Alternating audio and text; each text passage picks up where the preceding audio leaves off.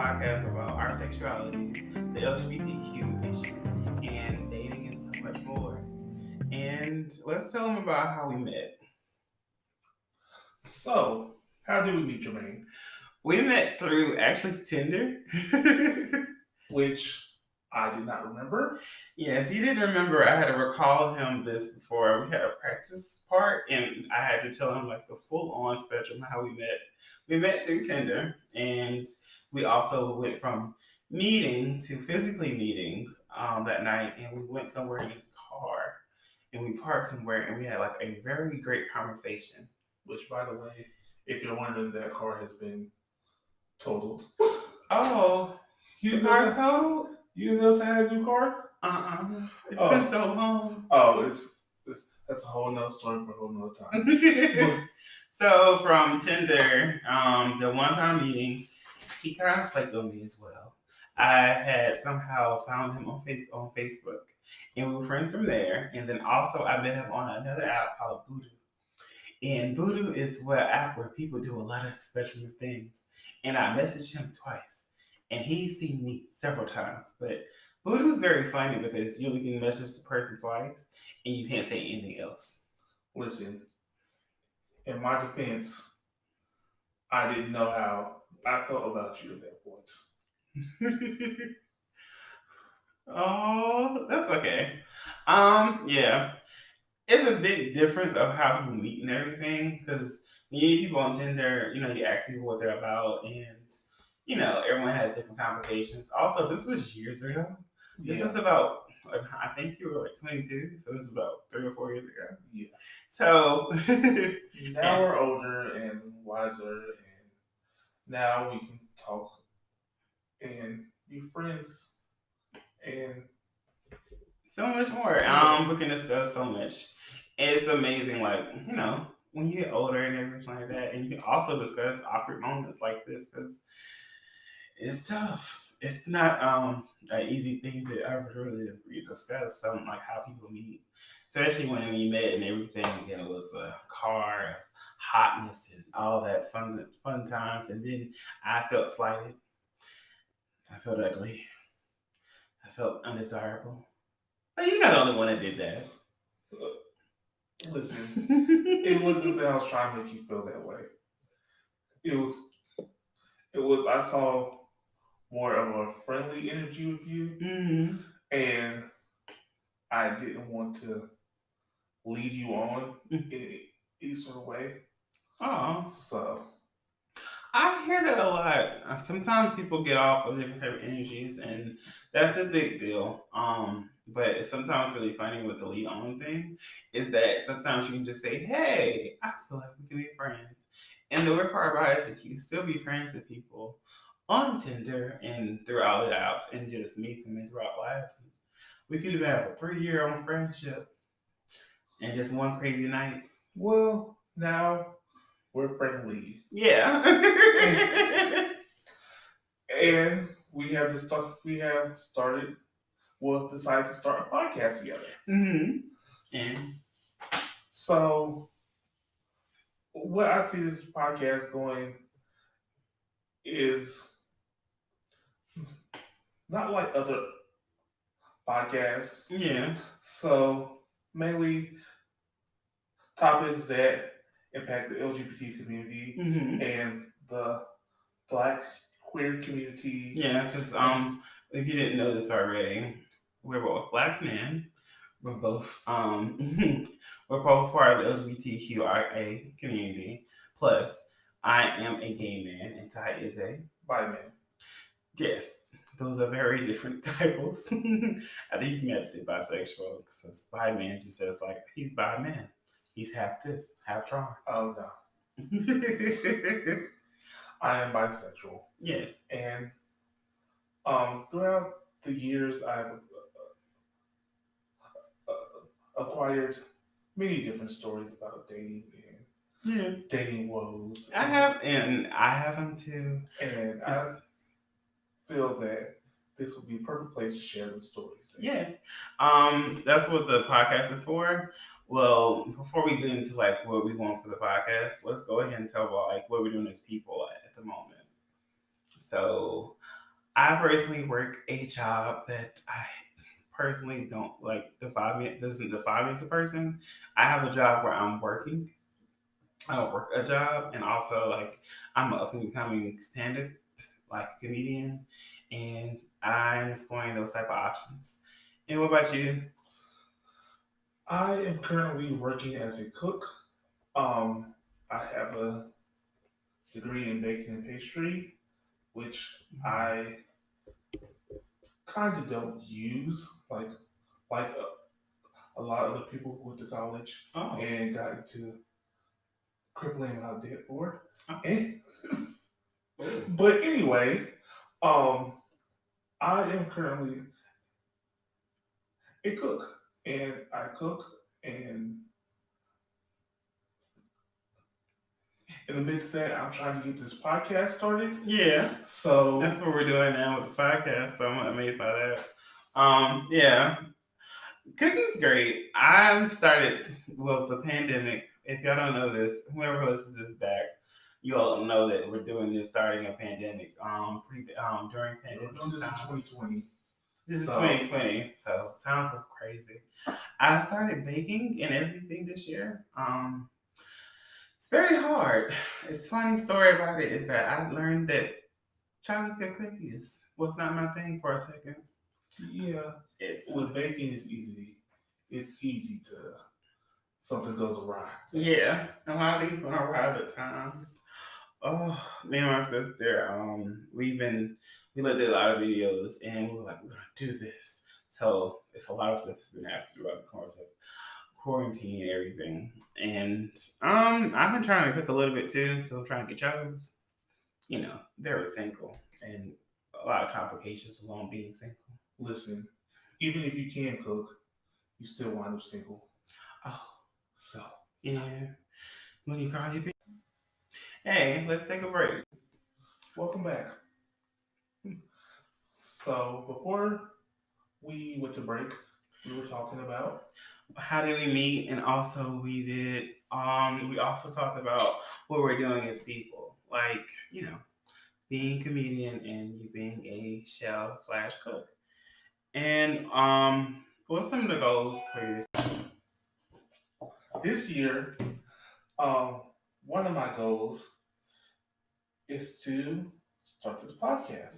So that's one of my goals for we got some goals accomplished in 2020. You did something really groundbreaking by having a goal accomplished this year. Yeah. I mean, there were so many goals this year that just came crashing down for everybody, I believe. Yes. So much I was on a pause. What other goals? Like for life. Um, another goal for me was to get back in the gym, but COVID. Yes. And I'm scared. I just recently started the gym today. It's a little scary, yet it's not that bad. I had to switch gyms because the gym I wanted to go to is not actually open. But the gym that I just went to today and everything, you have to wear a mask. Well, in between machines, and you can take your mask off while you work out. That's my thing. I don't wear a mask while working out. Yeah, you don't have to wear a mask while working out. It's like coming into the gym, mask up. All right, work out, mask down. All right, switch machines, mask up.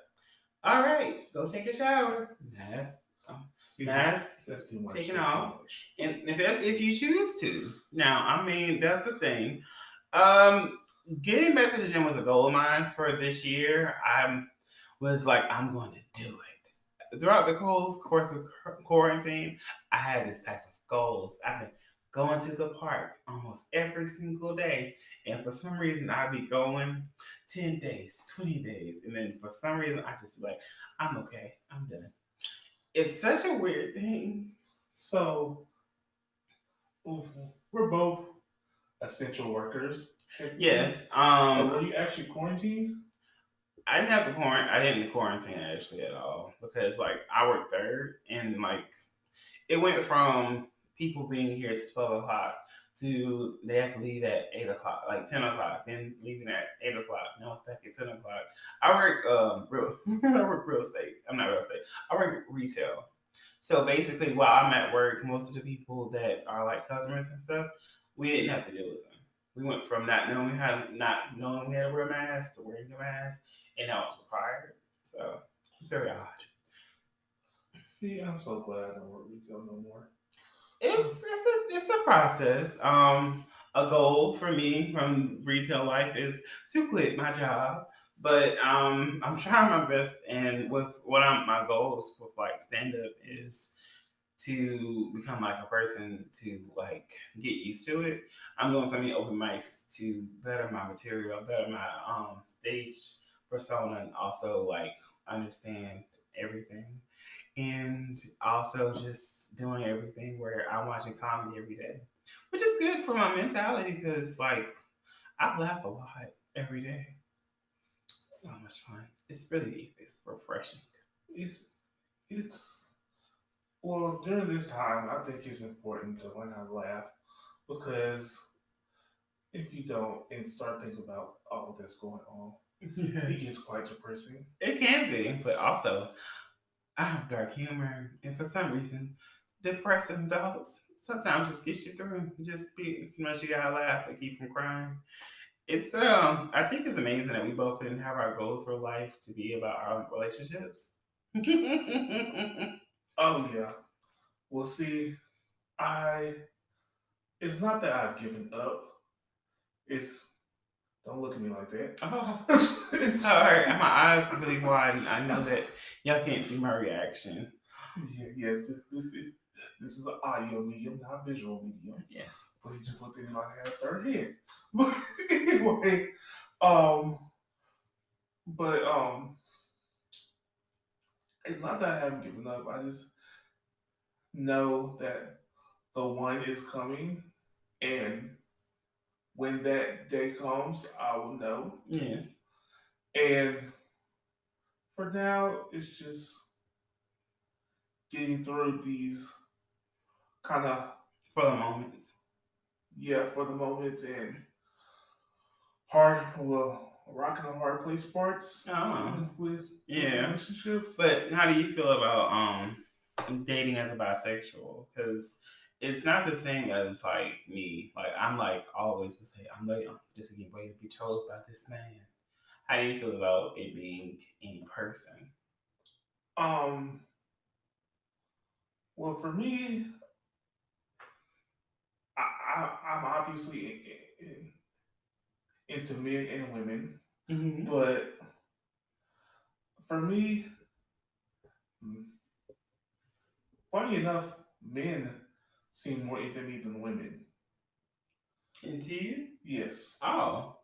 So, um, and what I've been telling friends and family is that I'm open to anyone, Yes.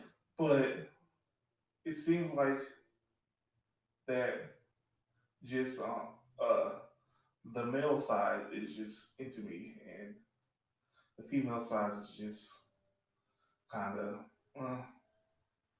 take it or leave it when it Oh. comes to me.